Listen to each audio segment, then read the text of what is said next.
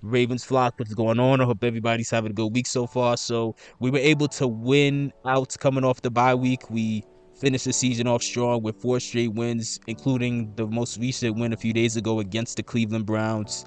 The game had the final score that I would expect, 35-10, but uh, the actual results of the game were a bit frustrating at times just because of several things that you don't want to see at this point in the season. Um, Number one, of course, is we got off to a slow start offensively. At this point in the season, we really can't afford to do that, but thankfully, our defense has really gotten into a new gear over the past month or two. No, the past 4 to 6 weeks, our defense has really been coming into their own and stepping up. So Nate Wiggins got a pick six that really was able to hold us over until we got going offensively. But the main thing that made the game a bit tricky and frustrating to watch, of course, was seeing several scary moments on our team. Most notably, Zay Flowers. He got, I believe it's a knee injury. I believe they said it's a LCL sprain. So he's not going to be in the game next week, the wild card game in a few days. And they're saying maybe that's the only game he'll miss, but considering that injury, I would assume it's probably going to be longer than that unless he tries to play hurt. But otherwise, I would assume he's probably going to sit out until maybe the AFC Championship game. Hopefully he's back by then. So now you just gotta hope that Tylan Wallace steps up, Ted Walker. We're going to need them to step up and fill that void. I'm definitely expecting to see more Isaiah Likely featured. I'm definitely expecting Bateman to get an even bigger role. Now, we all know Bateman has been more of the number 2 this season, but we all know that when he's healthy, he has shown flashes to have potential to be a number 1. So hopefully he could take this opportunity and really make the most of it so we don't miss Zay too much until Zay gets back. Speaking of Bateman also took a really tough hit in this Browns game where he got rocked. I can't even remember who the defender was that hit him, but either way, he got him. But he ended up coming right back in the game shortly after. So I'm assuming that nothing too serious happened to him in that moment. I also thought Kyle Hamilton got hurt, but thankfully it seems like that was no big deal either. But again, the game ended how I would have expected it to end as far as the final result. We finished with a very convincing victory over a struggling Browns team. Derrick Henry was able to have a very big day on his birthday. He got off to a very slow start. I believe in the first half he had 8 yards on 6 carries. So it was the Browns initially were doing a very good job of bottling Derrick up, but we kept feeding him, and sooner or later he started breaking off some big runs, including a 43-yard touchdown run to end the game to completely seal the deal and put it way too far out of reach. Also, Lamar had a decent day. The numbers could be a bit deceiving because he only completed 50% of his passes, but our receivers just in general didn't have the best day. They dropped several passes, so unfortunately Lamar's not going to finish the year with he's not going to break Aaron Rodgers' record for the highest passer rating in a season of all time, but he is going to finish in the top 4. Oh no, I think he's actually the second. Hold on. Yeah, I just double checked. So Lamar finished 4th all time in NFL history with the passer rating of 119.6.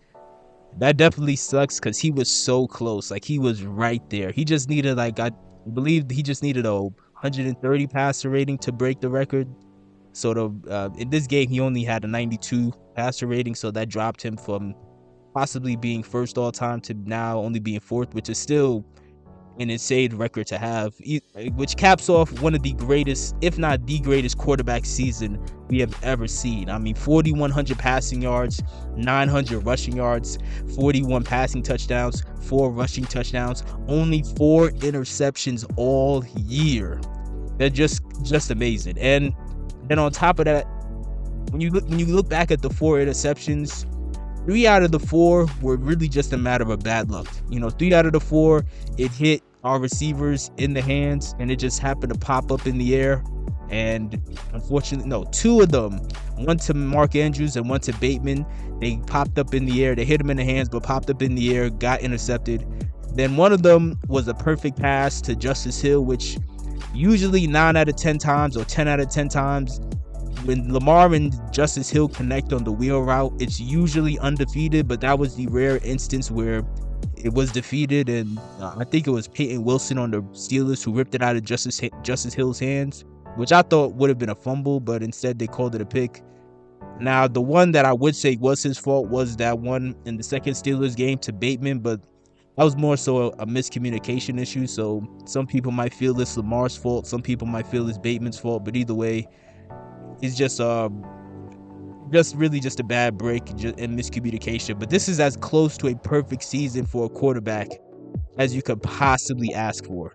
Again, because of the drop passes in this game, Lamar's completion percentage, it dropped from about 68% to now it's 66.7, which, I mean, 66.7 is still extremely high. Again, he has the 4th highest passer rating in NFL history. He's leading the league in QBR. He only got sacked 23 times, which, I mean, considering how bad our O-line is, he low-key should have been sacked like 50 times. But again, we all know he's Houdini. Again, 900 rushing yards, and he wasn't even trying. That's the funniest part. It's like he's just casually, just accidentally, just stumbling into 900 yards rushing is just completely insane. We had countless comebacks this year. We showed the potential of this offense and how explosive it could be, how we can win in multiple ways, whether it's letting our tight ends eat, letting our running backs eat, whether it's having to come back and run essentially a hurry up offense where we need to score in a hurry, and we did pretty much everything you could ask for. Lamar did everything you could ask for him to do in this situation. He's clearly the MVP, but we know how this goes, where it's up in the air. I still think he's probably gonna win it, but who knows? Maybe they give it to Josh simply out of pity, but it is what it is. It's not the end of the world if Josh wins, but it would just be a major tragedy if Lamar didn't get it, just because of the fact that this is clearly one of the greatest seasons we've ever witnessed. Lamar did what people thought was impossible. But moving on, as far as this season as a whole, it was a very trying season, but we overcame adversity. We were able to overcome these battles and become battle tested. As far as things I was disappointed with, the number one thing I was disappointed with was John Harbaugh's stubbornness. At times, not even at times, on many occasions, it seems like Harbaugh is just unwilling to make certain changes, even when it's obvious. Now, we all know that there should have been changes when it comes to guard, but Harbaugh stuck with Fale throughout the season, and because somehow, some way, Fale is now an alternate in the Pro Bowl, which just takes credibility away from the Pro Bowl. Now Harbaugh, he's definitely gonna double down on his stubbornness because he feels as though he made the right decision. Again, it is what it is at this point, but I do 100% believe we should be picking a guard in the 1st or 2nd round next year, but we'll see how that goes. Another thing I was disappointed with, of course, is Marcus Williams. It's self-explanatory. I don't understand how he fell off the map so dramatically. Like, the dude just lost it, but it is what it is. I would have said Roquan too, but I feel like Roquan had a very good end to his season. It may be because of the fact that because several things happened pretty much at the same time. Marcus Williams got benched, and then also shortly after, Darius Washington became a full-time starter.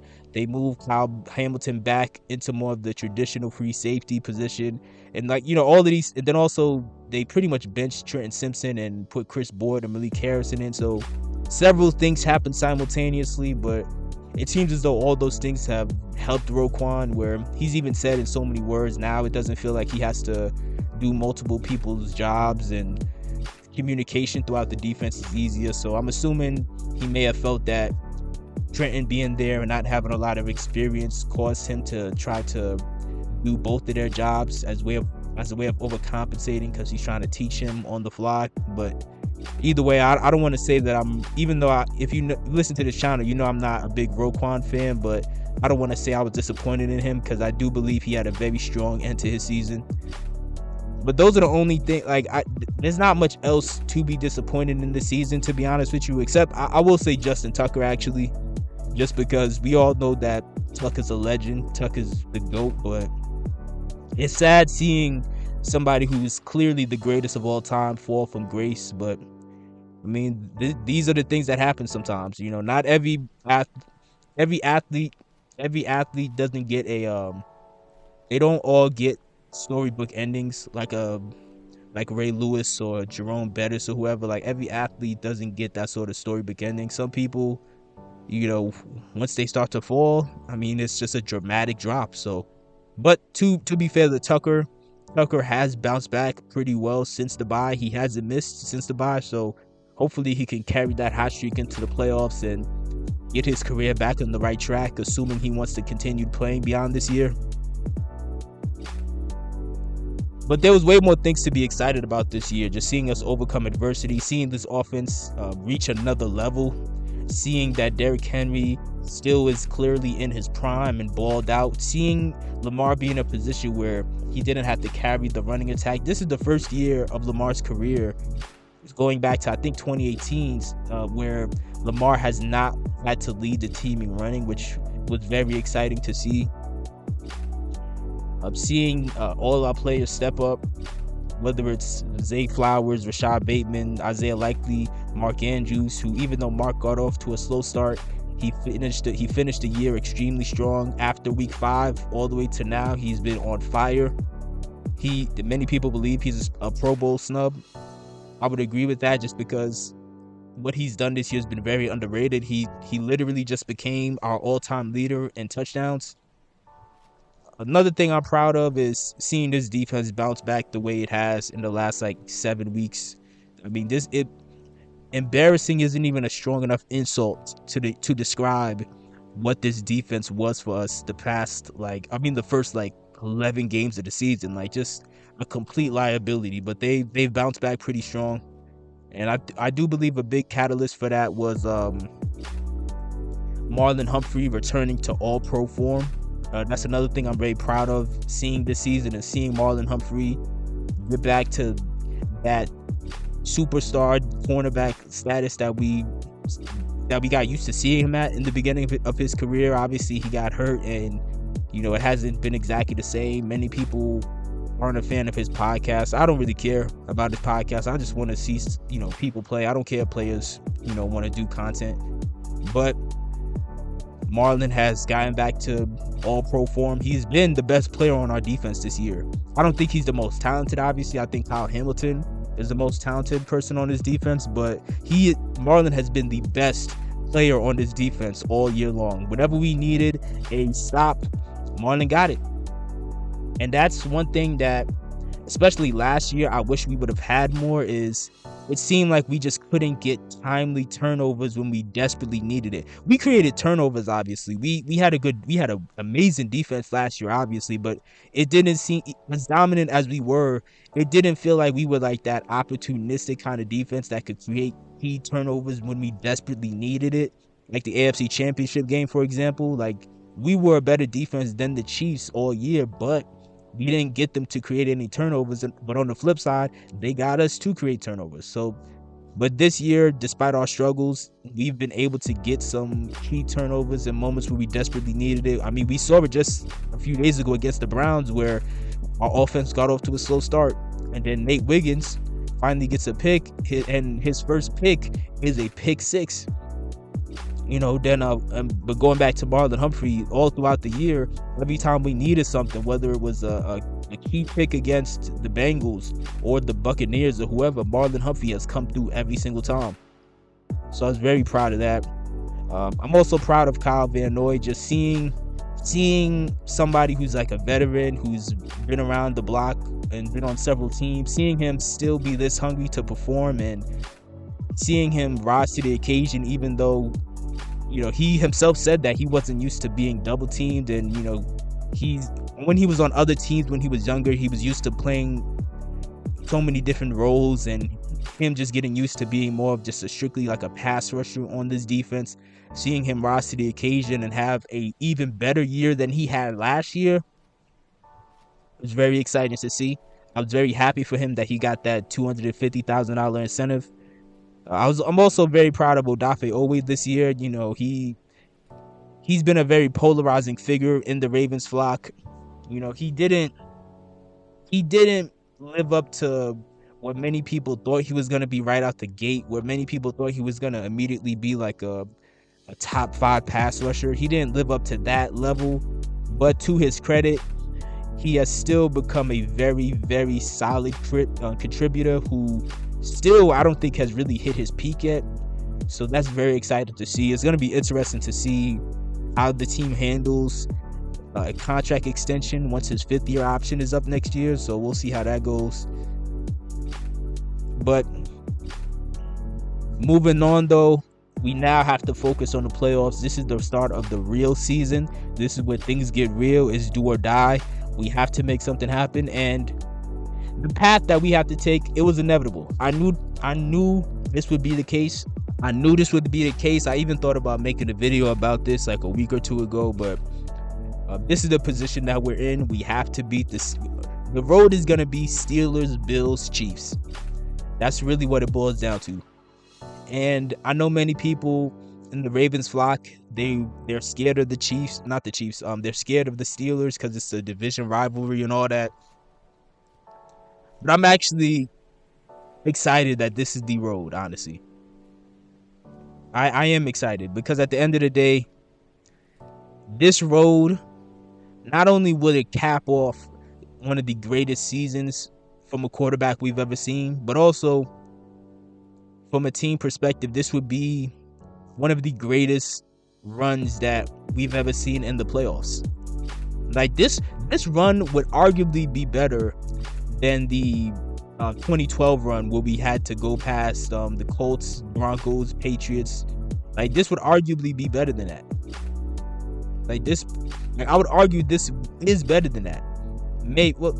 I would say this is better than that. Because by 2012, I mean, Peyton Manning, he was still elite, but wasn't really prime Peyton Manning. Like right now, it's a prime Josh Allen, a prime Patrick Mahomes, even though Patrick is having kind of a down year, and a solid Steelers team, even though Russell Wilson is clearly past his prime. But the main reason I would just say that this would be a better run, or arguably a better run, is just because this eliminates every single narrative. And we all know that when it comes to Lamar and the Ravens, they love pushing whatever narrative they can to try to say, hey, they can't do this, they can't do that, he can't do this, you can't do that. To have a run like this where we would have to eliminate the Steelers, which gets rid of that narrative that Lamar can't beat them. Eliminate the Bills, which gets rid of all the talk about people trying to imply that Josh Allen's better than Lamar, which we all know is cap because Lamar is clearly better. And then eliminate the Chiefs, who many people think are unbeatable, despite the fact that they're clearly a flawed team. They're an excellent team, but still a flawed team. And then going to the Super Bowl and winning, yes, this is obviously going to be a tougher road. It would have been easier for us to play the Broncos or the Chargers, but at the same time, sometimes the easier road is not the necessary road, man. And this road right here that we have to now go down. This one's gonna be for the history books, man. This could be a run. You know, fingers crossed. This could be a run that we look back in 5-6 years and say this is arguably the most impressive run that we've ever seen, not just for the Ravens, but for any football team. So I'm excited to see it, but let me know what your thoughts are in the comment section below. Do you think that this road is gonna be more exciting for the playoffs as far as Steelers, Bills, Chiefs, or do you think it'll be very easy for us to just blow all of them out? And what takeaways do you have from our season as a whole? At least our regular season.